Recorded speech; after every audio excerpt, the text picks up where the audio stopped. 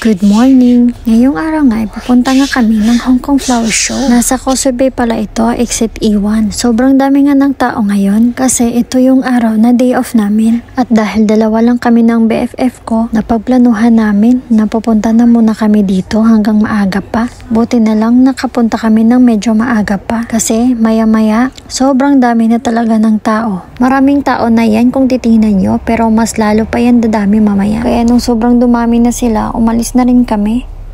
$14 lang palang entrance dito gamit ang Octopus. Pwede namang cash pero sobrang haba ng pila. Dalawa nga lang kami ng BFF ko ngayon kasi yung iba namin kasama may pinuntahan. Yung iba naman may trabaho at minabuti na namin na pupunta muna dito hanggang maaga pa kasi after nito sobrang busy na namin talaga. May kanya-kanya kasi kaming appointment ang partner ko. Makikita nyo dyan na may dala akong pack bag. Paglalagyan ko kasi yan ng mga orders ko. Napadami na naman ang orders ko ngayon. Pero ngayong araw may appointment ako. Habang may appointment ako, inutusan ko muna yung kaibigan ko na siya muna kukuha ng mga orders ko. Every year talaga mayroong ganito dito sa Hong Kong. Iba't ibang mga design ang makikita nyo at sobrang ganda talaga. Panoorin nyo na lang kasi wala na akong masabi. Sobrang ganda.